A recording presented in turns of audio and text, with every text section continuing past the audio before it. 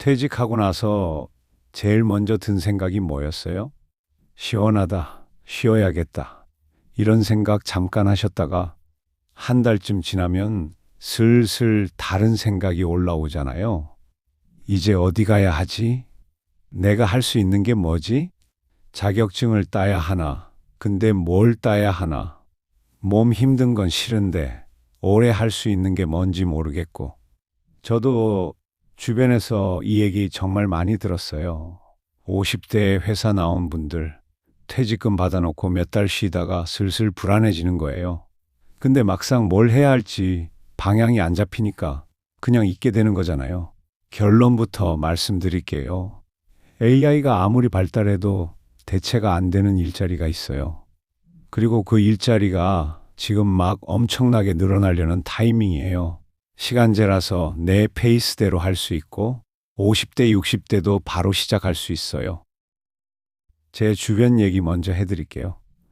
아는 분이 54세에 회사를 나왔어요. 20년 넘게 다녔던 회사였는데 희망 퇴직 신청하셨더라고요. 퇴직금도 있고 당분간은 버틸 수 있다고 하셨어요. 처음엔 쉬셨어요. 여행도 다니시고 오래 못 봤던 친구들도 만나시고 근데 6개월쯤 지났을 때 만났더니 좀 달라 보이셨어요. 뭔가 좀 지친 것 같은 느낌. 물어봤더니 이러시더라고요. 뭘 해야 할지 모르겠어. 자격증 학원 알아보긴 했는데 뭘 따야 할지도 모르겠고. 그러면서 건설 중장비 자격증 얘기를 꺼내셨어요. 5060 인기 자격증이라는 뉴스 보셨다고요? 근데 표정이 영 내키지 않으셨어요. 근데 솔직히 이 나이에 타워 크레인을 배우러 가는 게 맞나 싶어서 저도 그 말이 맞다 싶었어요. 급여도 나쁘지 않고 AI가 대체 못한다는 것도 맞아요.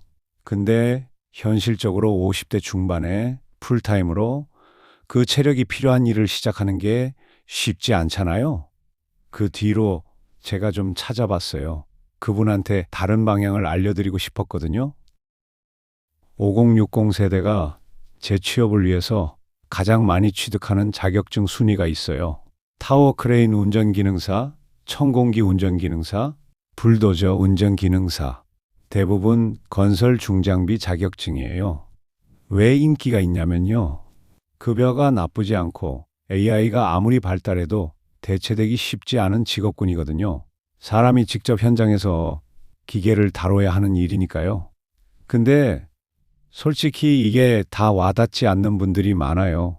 이유가 세 가지예요. 첫째, 이 일들은 남성이 훨씬 유리한 구조예요. 여성이라고 못하는 건 아니지만 현실적으로 장벽이 높아요. 둘째, 풀타임이에요.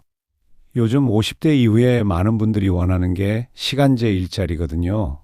일과 삶의 균형을 맞추고 싶은 거잖아요. 셋째, 자격증 과정 자체가 쉽지 않아요. 시간도 오래 걸리고 체력도 필요하고 그래서 이 자격증들을 보면서 이게 나한테 맞는 건지 모르겠다 싶은 분들이 많은 거예요. 저도 그 아는 분 얘기 들으면서 딱 그 생각이 들었어요. 그럼 뭐가 있냐고요? 돌봄 일자리예요. AI가 아무리 발달해도 끝까지 대체가 쉽지 않은 게 바로 돌봄이에요. 왜 그럴까요? 사람이 사람을 돌보는 일은 단순히 기술의 문제가 아니에요. 체온이 있고 표정이 있고 그 자리에 있어준다는 것 자체가 중요한 일이거든요. 로봇이 옆에 앉아서 손잡아주는 게 사람이 손잡아주는 것과 같을 수 없잖아요. 그리고 건설 중장비와 달리 돌봄은 남성과 여성 모두 비슷하게 참여할 수 있어요. 시간제 일자리가 많아서 내 페이스대로 할 수 있고요. 근데 여기서 지금 타이밍이 중요해요. 올해 3월 말에 통합 돌봄 제도가 시작됐어요. 벌써 2만 명이 신청했다는 보건복지부 발표가 나왔어요. 이게 무슨 얘기냐면요. 지금까지는 어르신이 아프시면 요양병원이나 요양원으로 모셨잖아요. 근데 이제는 집에서 의료 서비스랑 요양을 받으면서 임종까지 맞이하는 구조로 바뀌는 거예요. 정부가 이 방향으로 적극적으로 밀고 있어요.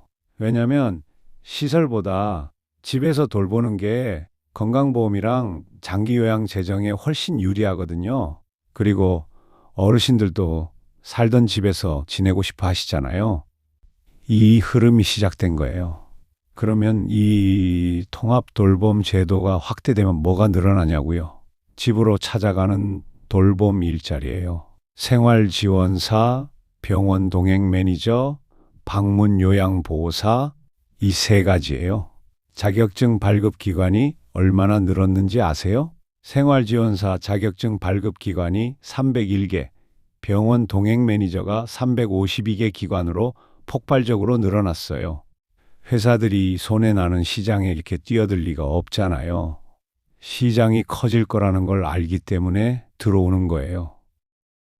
구체적으로 어떤 일인지 같이 봐요. 첫 번째, 생활지원사예요. 혼자 사시는 어르신 댁을 방문해서 가사, 외출 동행, 말벗 같은 일을 해드리는 거예요. 요양보호사처럼 신체 케어를 직접 하는 건 아니에요. 그래서 업무 강도가 상대적으로 낮아요. 시간제로 할 수 있어요.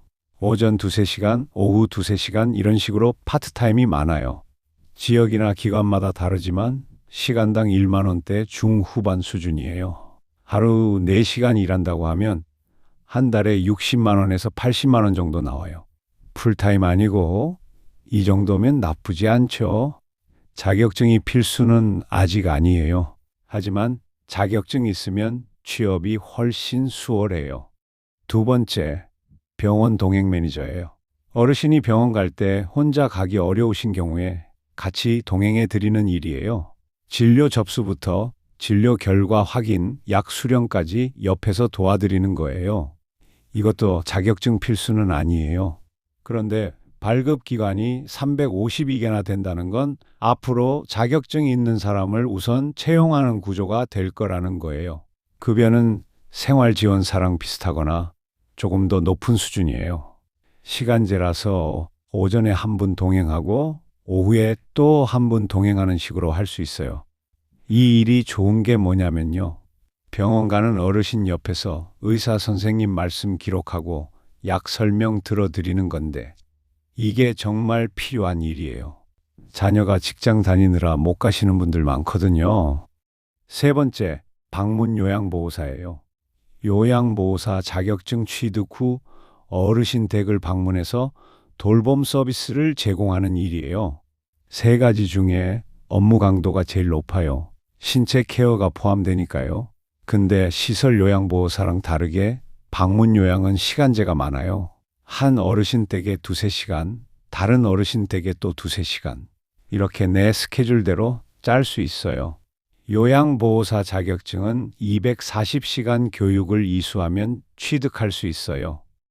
솔직하게 한 가지 얘기할게요. 지금 현재 방문 요양보호사 급여가 생활지원사나 병원 동행 매니저랑 큰 차이가 없어요. 업무 강도는 더 높은데요. 그래서 많은 분들이 생활지원사나 병원 동행 매니저 쪽을 더 선호하는 경향이 있어요.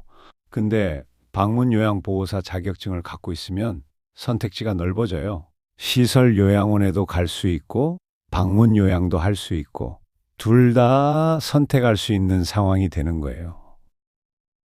돈 말고도 이유가 있어요. 노후에 가장 무서운 게 세 가지예요. 돈, 건강, 외로움이에요.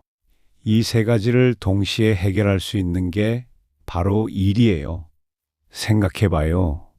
돌봄 일자리는 걷고 움직이는 일이에요. 집에서 TV만 보는 것보다 신체 활동이 많아요. 뇌도 활성화돼요. 그리고 어르신들이랑 얘기하고 동료들이랑 얘기하고 사람을 만나는 거잖아요. 외로움도 줄어요. 실제로 연구들을 보면 적절한 근로가 우울감을 줄이고 신체 건강에 도움이 된다는 결과가 계속 나오고 있어요. 그리고 지금 우리나라 현실을 봐요. 평균 수명은 80세를 넘겼어요. 정년은 60세인데 국민연금 수급은 65세예요. 그 5년 동안 월급도 없고 연금도 없어요.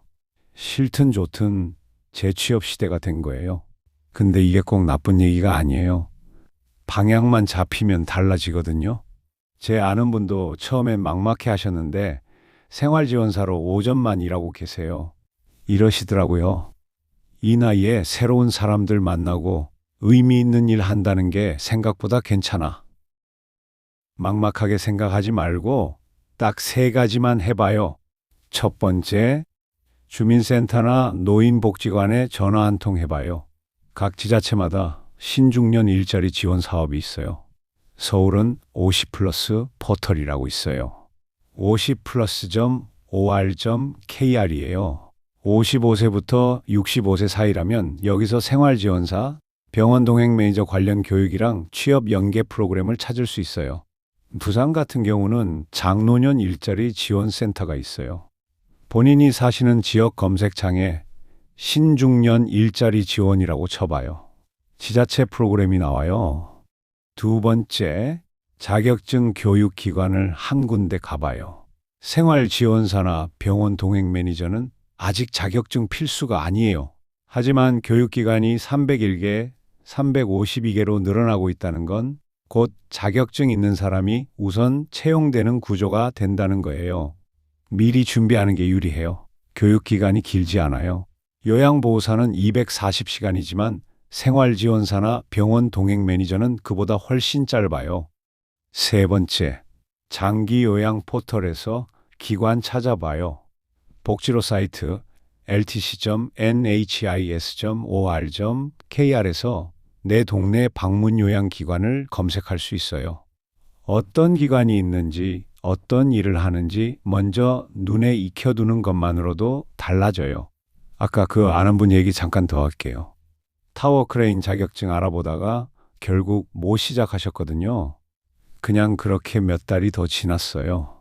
그러다 생활지원사 교육기관에 한번 가봤대요. 처음엔 반신반의하셨는데 교육받으면서 달라지셨대요. 이제 오전에 두 어르신 댁을 방문하시고 오후엔 본인 시간을 가지세요. 이게 내 체질인 것 같아 하시더라고요. 방향이 잡히니까 달라진 거예요. 막막한 게 당연해요. 퇴직하고 나서 방향이 안 잡히는 게 잘못이 아니에요. 아무도 제대로 알려준 적이 없었던 거예요. 근데 방향이 생기면 달라져요. AI가 대체하지 못하는 일이 있어요. 지금 막 그 일자리가 엄청나게 늘어나려는 타이밍이에요. 시간제라서 내 페이스대로 할 수 있어요. 오늘 주민센터 전화 한 통, 포털 검색 한 번, 그것만 해봐요. 좋아요 한 번씩 눌러주시고 댓글에 여러 이야기 남겨주세요. 다음에 그 얘기 더 깊게 가져올게요. 고마웠어요.